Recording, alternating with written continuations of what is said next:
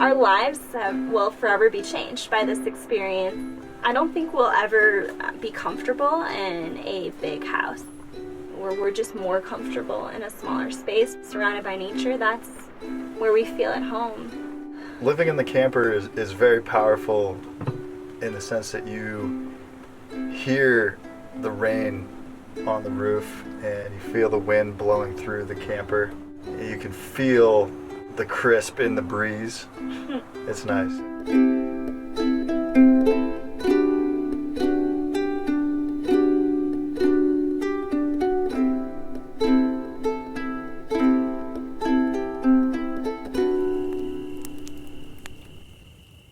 We're in Colorado, and this is our 1969 Terry camper trailer that we live in.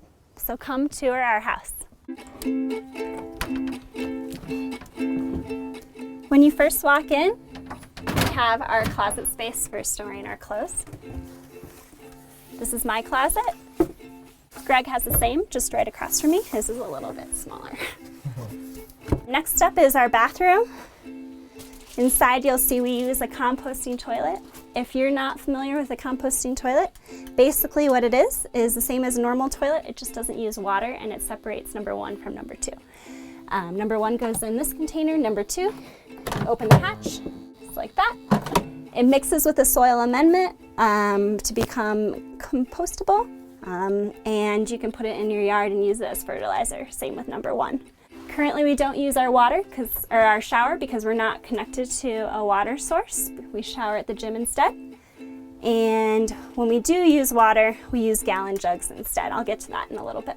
So this is our main area where we have living space and our bedroom and our kitchen. We have a basket for all our fruit and other items that we want in there, silverware, other miscellaneous storage areas are below. You can see this camper actually has a ton of storage space. Up above we have our cups and glasses and plates and seasoning in here. Our spices are along the top here. And when we're ready to cook a meal, we will wash our fruits and vegetables in the sink, but we use a gallon jug instead of actually using running water. Behind me is our bedroom.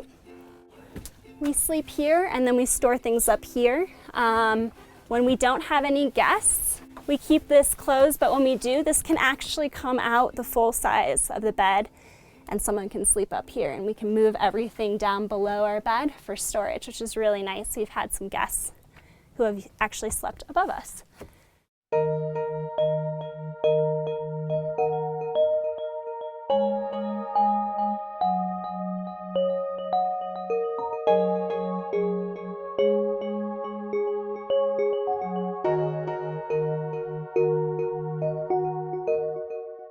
Before we bought the trailer, we were living in Capitol Hill in downtown Denver in an apartment, kind of doing the standard downtown Denver life.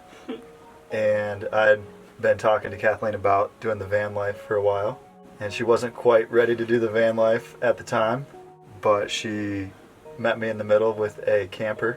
It's a 1969 Terry trailer. We bought it for $1,800. And at the time, we justified it as 2 months worth of rent, basically. That's kind of how we equated that. Eventually, we realized we needed our own space, and to have our own backyard is really nice. It's also really great to have a space to have chickens and a garden.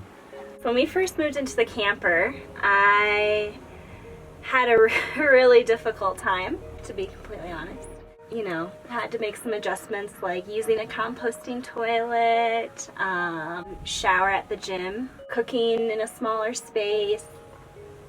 Man, those first couple months were pretty rough. Yeah, and at the beginning, we weren't quite adjusted yet. We hadn't insulated everything and situated everything the way we wanted it. Now that we've been living small in some form for the past 2 years, I feel really silly that I made it such a big deal in the beginning. Now living this lifestyle doesn't seem so hard. It's actually been even more amazing than I could have ever imagined. living in a camper would be. And it's the perfect size, really. We built these insulation blocks to fit in the windows so that we can live in here in the winter. It also comes in really handy in the summer as well. They're made out of styrofoam and radiant barrier, and they pop into the window just like this. And now we're insulated. What prompted us to come up with the insulation blocks is the camper is really a 3-season camper by design. It has a furnace, but these insulation blocks really make it a 4-season camper and allow us to live in here in the winter and in the dog days of summer. Here's our gallon jugs. After we use them, we hang them up here, and then we go back to the store and we go all at once and refill our jugs.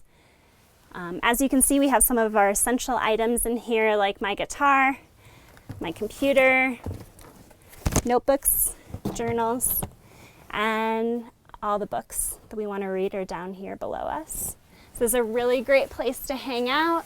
We spend a lot of our time just using this as our sofa as well. This is a curtain that we made. When it's too sunny out, we'll have it hanging like this. Otherwise, if we want to look outside, we will pin it up just like this. Pretty easy to do. Over here is our seating area, and it's where the dogs sleep as well. We had a table in here before, but we found that it took up too much space and felt kind of crowded with us trying to navigate around each other with cooking and everything else that we were doing. So we took the table out, and now it opens up our layout a lot more. We use these 2 areas for more clothes and more clothes down below, which is nice.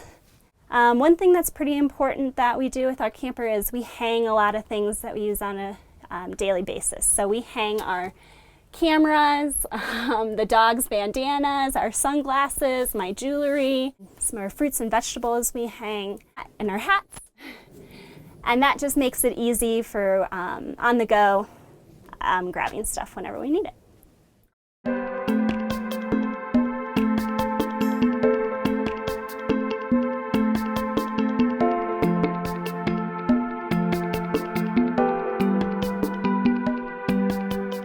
One of my favorite parts of living in the camper is also the freeing lifestyle, that your lifestyle doesn't cost as much as a conventional lifestyle. It's very liberating to know that you're using less resources, which means you have more time to backpack or fish or simply just enjoy life, really. We continue to be inspired by other people, breaking the barriers on on alternative living styles, and it's been really cool because that's also shifted our ideas, and we feel like we can continue to brainstorm new forms of tiny living and explore them.